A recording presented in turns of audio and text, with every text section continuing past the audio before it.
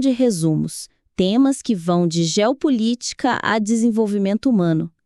A nossa análise vai focar em como conectar esses campos que parecem tão distantes para criar uma visão, assim, mais potente e aplicável no dia a dia do trabalho. E a base já é muito forte, né? A organização em tópicos é clara, os resumos são densos, precisos, você lê e a informação fica. O ponto central para mim, e onde eu vejo a grande oportunidade, é como a gente eleva isso.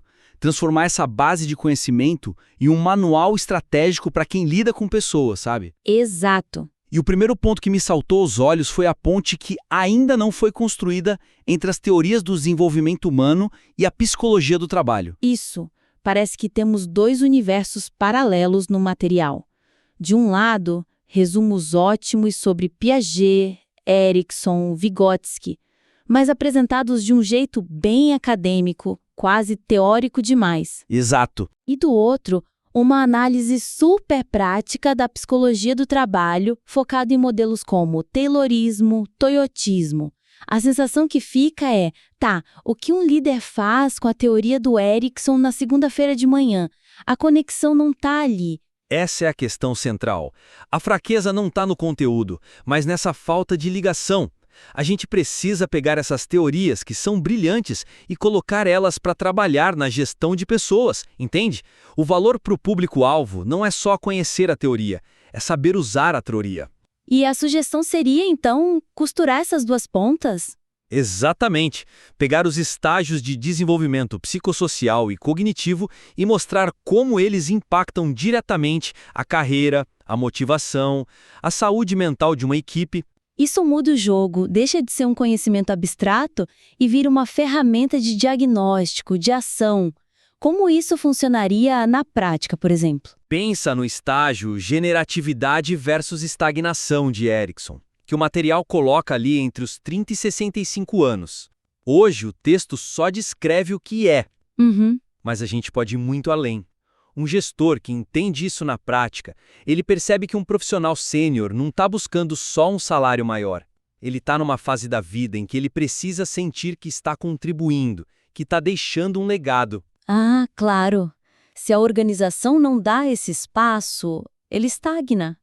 E aí vem o burnout, a desmotivação. Exato. E a aplicação prática seria, por exemplo, criar programas de mentoria onde esses profissionais mais experientes possam guiar os mais novos. A teoria do Erikson vira o porquê por trás da política de mentoria. O material podia até provocar o leitor com perguntas, tipo: sua organização está ajudando seus profissionais a encontrar generatividade ou está empurrando eles para a estagnação? Gostei.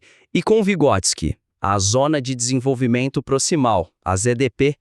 Confesso que quando li, pensei, ok, ZDP é um jeito mais complexo de falar sobre treinamento. É um risco, né? Soar teórico demais. O pulo do gato aqui é que a ZDP muda o papel do líder. Ele deixa de ser o chefe que cobra e vira um arquiteto de desenvolvimento. Arquitetos de desenvolvimento. Explica melhor. Em vez de um treinamento genérico, o líder que entende a ZDP atua como um mediador estratégico. Ele olha para uma pessoa nova na equipe e pensa, ok, ele sabe fazer A, eu preciso que ele chegue em C. O que é o B? Qual é a ponte?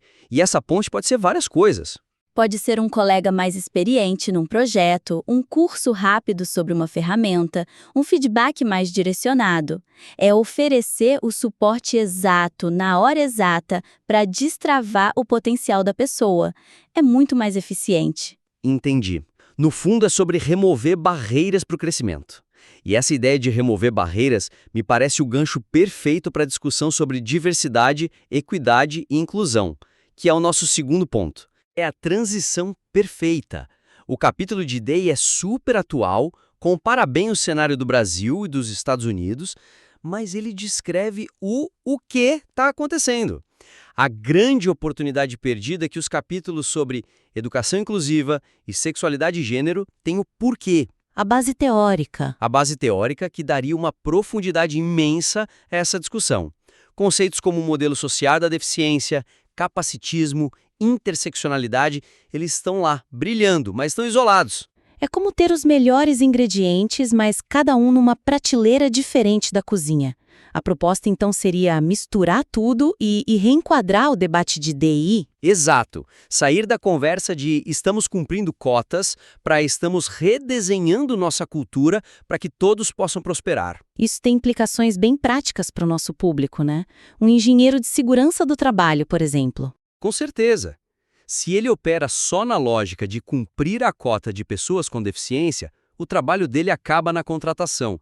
Mas se ele internaliza o modelo social da deficiência, que o material explica lá na outra sessão, a perspectiva dele muda completamente. Como assim? O modelo social diz que a deficiência não está na pessoa, está nas barreiras que o ambiente impõe. De repente, o trabalho desse engenheiro não é mais sobre o mínimo legal, mas sobre ser um caçador de barreiras. Ele começa a se perguntar, ok, a rampa está aqui, mas o nosso software é compatível com o leitor de tela? Nossos alarmes de incêndio são só sonoros, excluindo colegas surdos? As metas que a gente define, elas pressupõem um corpo sem limitações? Faz todo sentido. A responsabilidade se desloca, sai da adaptação do indivíduo e vai para a transformação do sistema. É muito mais poderoso. E a interseccionalidade, como ela entra nisso? A interseccionalidade seria a camada de sofisticação.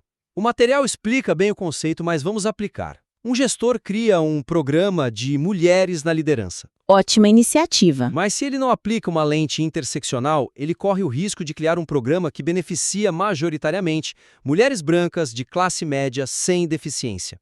Ele não vê que as barreiras de uma mulher negra são diferentes das de uma mulher trans. E que são diferentes das de uma mãe solo, por exemplo. Exatamente. A interseccionalidade força o líder a perguntar para quem essa política funciona e quem ela está deixando para trás. As políticas precisam refletir essa complexidade, essa visão sistêmica de olhar para as barreiras, para as complexidades. Isso me leva a um terceiro ponto que também me pareceu um pouco isolado, a parte de neurociência e ética profissional. Sim. Os resumos são fascinantes, mas a minha reação foi: ok, incrível saber como a amígdala funciona, mas o que eu faço com isso numa terça-tarde com a equipe estressada? Essa é a pergunta de $1 milhão, não é? E é a desconexão que o material precisa resolver. A ciência está lá, impecável, mas parece uma aula de biologia.